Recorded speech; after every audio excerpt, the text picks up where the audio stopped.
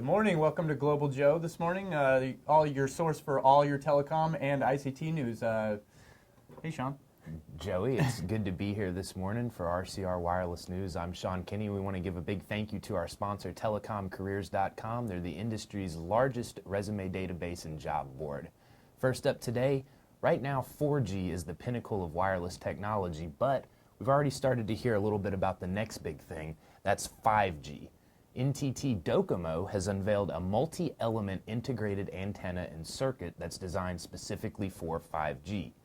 The hardware they developed is also equipped with an ultra-thin filter designed for 15 gigahertz multi-band antennas. NTT DoCoMo is developing the hardware right now with the goal of providing 5G service in 2020. That's sort of the industry aiming point, 2020. We've heard a lot about it, particularly at the Texas Wireless Summit you and I went to. Everybody's talking about 2020 being the goal for most things for 5G. And then, when we were out there at the Wireless Summit, we had the opportunity to talk to Professor Jeff Andrews. He's in the Wireless Engineering Department at the University of Texas. He's something of an expert on the engineering side of 5G. I think we have some video from that interview. There's a great deal of inertia on LTE because it's quite an efficient, good protocol.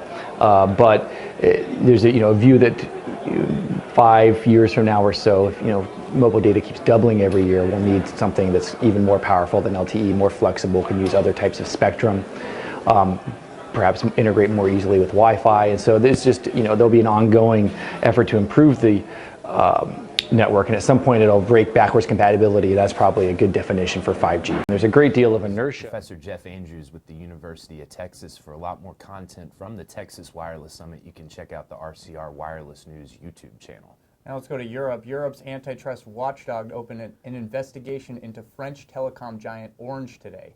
The investigation is looking into the proposed $4.1 billion acquisition of Jazztel, a Spanish cable provider. The watchdog group will look to see if the proposed deal will reduce Spanish consumers' options for telecom services. The decision will be made by April.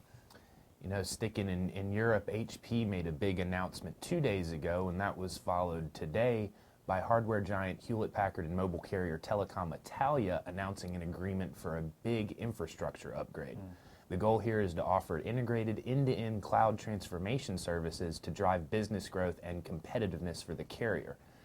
And as I mentioned, this announcement comes on the heels of HP's unveiling of 2 new server and cloud platforms that are designed specifically for enterprises like telecom carriers. The new HP hardware is designed to run nonstop with no latency issues. And the whole telco cloud movement that we're seeing is these large carriers rushing to get all of their network environments virtualized so that they can keep pace with the other enterprises that have already done that. Also in Europe, Deutsche Telekom Unit International Carrier Sales and Solutions has signed an agreement with the VimpelCom Group to provide it and its affiliates with high-quality signaling services using an advanced modular system. ICSS won the deal with the VimpelCom Group following a competitive bid process. And Vodafone Chief Executive Vittorio Colao has denied he is planning a colossal takeover of Liberty Global. Liberty Global is the owner of Virgin Media. Speculation has been swirling that a possible deal was in the works, but it looks like it may just be rumors. We'll keep an eye on that and let you know what happens. And we'll also work on pronouncing that name in case we come back to I didn't it. practice that one today, so sorry. The Vietnamese military-run Viettel Group has decided to withdraw from the African market in Kenya. The group is abandoning a plan to acquire a stake in a local telecom company. Vittel will also quit its previous plan to buy up 70% stake of the French-based telecommunications company Orange subsidiary Telecom Kenya Company. Kenya is the only market of the Orange in East Africa. All right, and as many people may know, Austin has joined St. Louis, Missouri, and Provo, Utah in launching Google Fiber. I got a chance yesterday to go to their fiber space, as they call it, in Austin, where they demoed some cool new features that Google Fiber will be allowing its customers to access. As you would expect from Google, it's pretty high tech. Later on in our mobile midday, we'll show you some of the features of the fiber space and tell you what it'll be used for. We'll also tell you what Mark Strama, the head of Google Fiber, is saying is the coolest feature of the new Google Fiber technology in Austin. It's probably something very simple that you might not expect. Well, we'll look forward to that. Speaking of the Texas Wireless Summit, what we did earlier in the show, Mark Strama was there, and we had an opportunity to listen to his speech, and it's just really exciting for consumers and for businesses to have this kind of access. Like, Lord knows we could benefit from Google Fiber here in the office. And he gave, it's funny, like the speech he gave there at the fiber space and the speech he gave at TWS was very similar. He told a few of the same anecdotes, and, so he's got that speech down.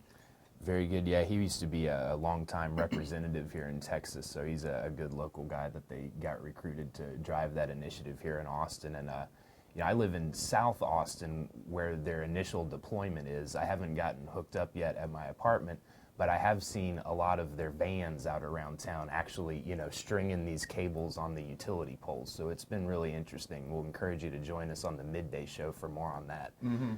And I want to thank you for joining us here on Global Joe. I want to thank our sponsor, telecomcareers.com. I want to thank my co-host, Joey Jackson. Absolutely. We'll see you back here for Mobile Midday. Bye.